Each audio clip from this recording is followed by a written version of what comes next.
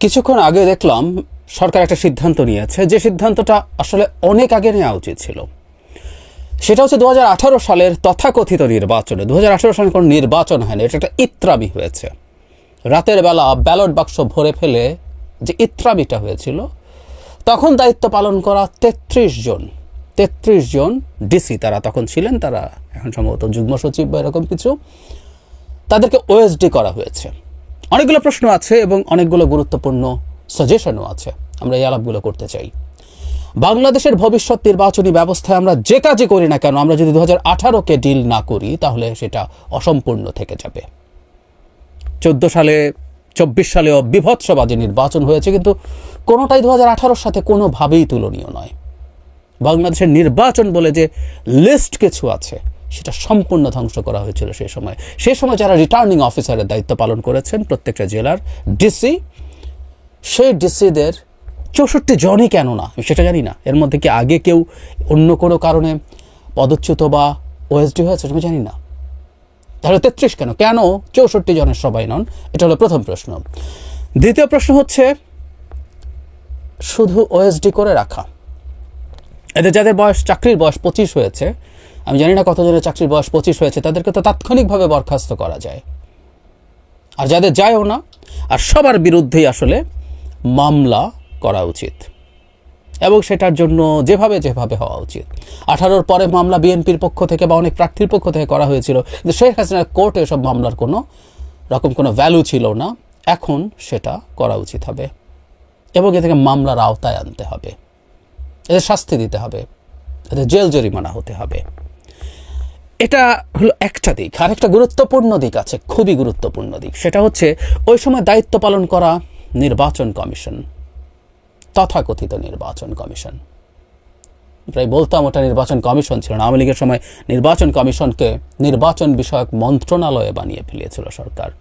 জনাব নুরুল হুদা সিএসি এবং তার নেতৃত্বাধীন যে নির্বাচন কমিশন ছিল, তাদের প্রত্যক্ষ যোগসাজশে এই ঘটনাটা ঘটেছে। প্রত্যক্ষ যোগসাজশে, তাদের পরিকল্পনায়, তাদের পার্টিসিপেশনে, তাদের অথরিটিতে।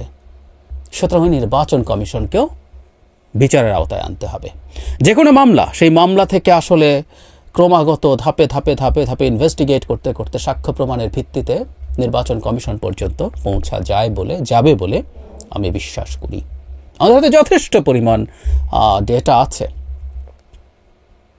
সার্কামস্ট্যান্সিয়াল এভিডেন্স ভরা আছে। আর আস্তে আস্তে সব কিছু যদি মামলা হয় এবং সেগুলো যদি প্রপার ইনভেস্টিগেশন এবং এগুলো যদি প্রপার বিচার শুরু হয়, সাক্ষী শুরু হয়, নিশ্চিতভাবে সিএসি এবং তার যে নির্বাচন কমিশন সেটাও এটার দায় কোনোভাবেই এড়াতে পারেন না। এত বড় লঙ্কাকাণ্ড ঘটে গেল, তারা জানেন না, হতে পারে না। এর সাথে পুলিশও ইনভলভ ছিল, আইনশৃঙ্খলা রক্ষাকারী বাহিনী, গোয়েন্দা এজেন্সিগুলো ইনভলভ ছিল, সবাই ইনভলভ ছিল। সবার ব্যাপারে এই আলাপ করা দরকার আছে। বাংলাদেশে ঐতিহাসিকভাবে নির্বাচন কমিশন তার দায়িত্বে থাকাকালীন যদি কোনো অনিয়মের সাথে অপরাধের সাথে জড়িয়ে যান, তার সুপ্রিম জুডিশিয়াল কাউন্সিলের মাধ্যমে তাদের বিচার বা অপসারণের ব্যবস্থা করা যায়। কিন্তু এর আগে করা, তিনি যখন সেই পদে আর থাকেন না, তখন সুপ্রিম জুডিশিয়াল কাউন্সিল ইউজ করা যায় না।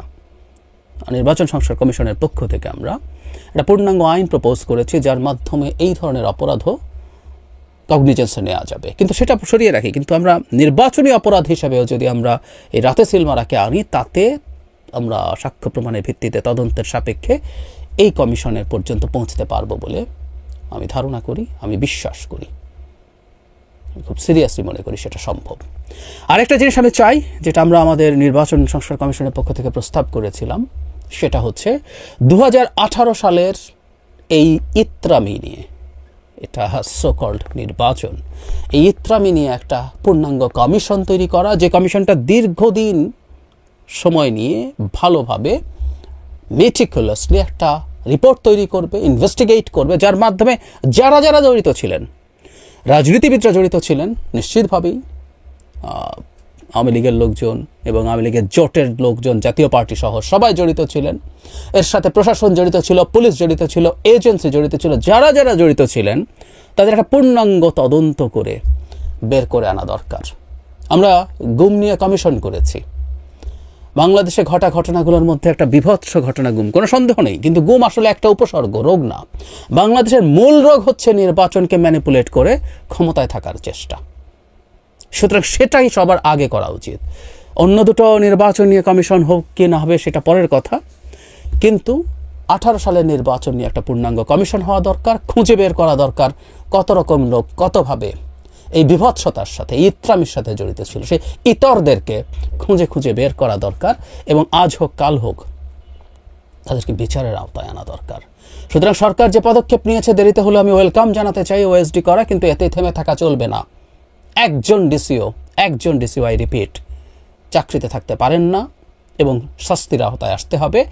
নির্বাচন কমিশন সহ বাকি যারা আছে তাদেরকেও ধাপে ধাপে সেই পরিণতি দিতেই হবে। বাংলাদেশের মাটিতে যাতে আর কোনো দিন এই ধরনের ইত্রামি করার সাহস আর কারো না হয়।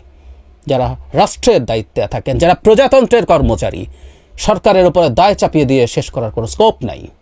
শেখ হাসিনা চাইলেও কোনো ডিসি, কোনো এসপি এই রাতের ভোটের নামের ইত্রামি করতে পারেন না। আমাদেরকে এসব জানতে হবে, বুঝতে হবে।